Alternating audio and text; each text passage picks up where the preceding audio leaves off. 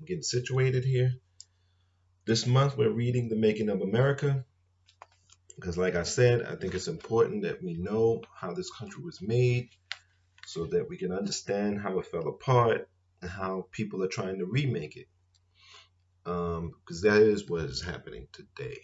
Today we're going to read about factions, very important. So we dealt with some of the people, we dealt with some of the issues. Now we're going to deal with factions. The rise of factions. Stepping off the pedestals, the founding fathers who united to create a nation divide over how to govern it, and political parties are born. Thomas Jefferson was holding forth one day on the virtues of the common man, explaining that the people are the best and the wisest repository of trust and power, when he was interrupted by Alexander Hamilton, who burst out, "Your people, sir, is nothing but a great beast." This exchange between two men who detested one another reflects the intellectual divisions that began to surface in the years after freedom was won. They are apparent in the text of the Constitution itself, which carefully divides legislative power between lawmakers who are directly elected by the people and serve terms of only 2 years, and legislators who were originally appointed by the most powerful men in their home states. Senators were not elected by popular vote until 1914 to remain in office for 6 years. The Founding Fathers had seen Britain's policies toward America shift with every change of power in Parliament. They dreaded sacrificing the national unity they had so desperately forged in pursuit of political interests. The Constitution, they wrote, makes no mention of political parties, but as these citizens of the newly United States were soon to find out, parties or factions, as they were often called at the time, seem essential to the democratic process. You're always going to have factions. Even before the Revolutionary War was won, American patriots fell into two broad categories: those like Jefferson, who championed the common man, and those like Hamilton, who believed in a natural aristocracy and embraced the more gradual march toward limited democracy embodied by English history. Hamilton's camp called the Jeffersonians levelers, rejecting what they viewed as a radical egalitarianism that would put the dreaded mob in power.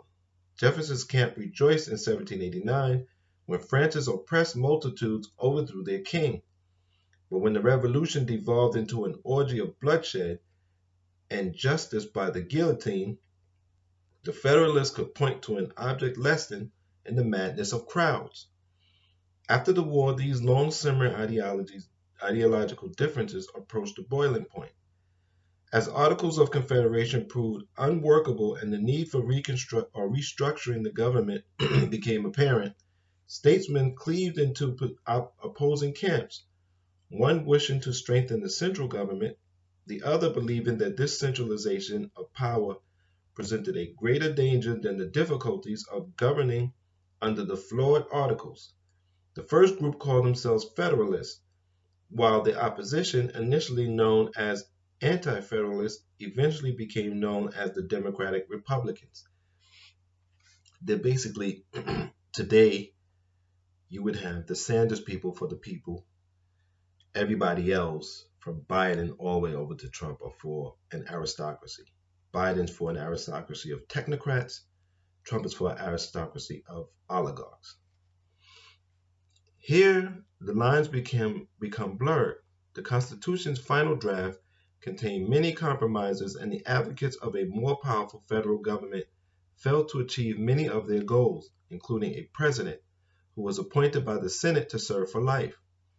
For these reasons, some politicians who would later become leaders of the Democratic Republican Party, including Jefferson and James Madison, supported ratification of the Constitution, albeit reluctantly.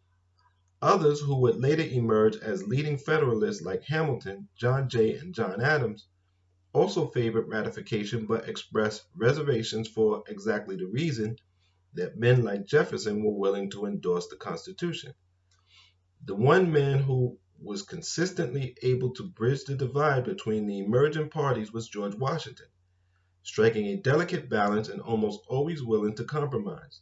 Washington remained studiously above the fray, describing political parties as truly the worst enemy. of enlightened government. Even so, America's first president was far more closely identified with Federalist policies than with those of the Democratic Republicans.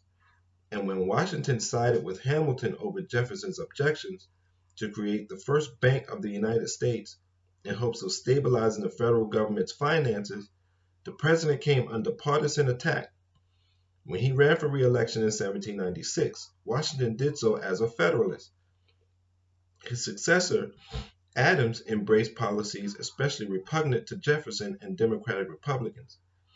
His misguided attempt to stop vicious vitriol spewed by his opponents was the Alien and Sedition Act, which limited their freedom of speech, in clear violation of the First Amendment.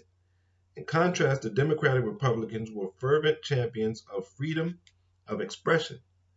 Jefferson famously claimed he preferred newspapers to governments. The 1800 race between Adams and Jefferson set a high water mark for invective and slander that has seldom been equaled in American politics. It's always been dirty. Jefferson won and scaled back Federalist display when he took office in 1801. His administration argued the end of the Federalist Party, his administration augured the end of the Federalist Party. It would never again hold the presidency and would eventually disappear. Discredited in the public eye by its opposition to the War of 1812, but this did not mean the end of partisan rivalry. After a brief period of one-party harmony during the tenure of President James Monroe, the Democratic Republicans were split into two perpetual feuding parties to continue to dominate American politics to this day. And here it is, the factions. There's a little section, find your faction. So basically, Democratic Republicans were the leaders were Jefferson, Madison, Monroe. They focused on the common man or common person, states' rights. They believed in no national banks. Agrarian emphasis favored direct elections and short terms in office, model France. The Federalists was Hamilton, Adams, Washington, focused on the elite, federal strength, yes to a national bank, urban emphasis, city-oriented, favored indirect elections and long terms in office, model Britain. So you can figure out today who fits into what. I would say we have basically at the top three factions: oligarchs who love Trump no matter what. And in that faction, you have racists and xenophobes. You have moderates who are elitists, maybe more uneducated, maybe technocratics, who believe that they should run the government. And oligarchs are okay, but there should be something between oligarchs and the masses. And then you have the masses, which is basically what they're calling now the Democratic Socialist wing or the left wing. And that's more of the people. That's the three factions at the top. So it's important to know what we're doing, and it's important to understand what we're going through. Until next time, I thank you for your support, and I say please take care of your mind, take care of your body, and be safe.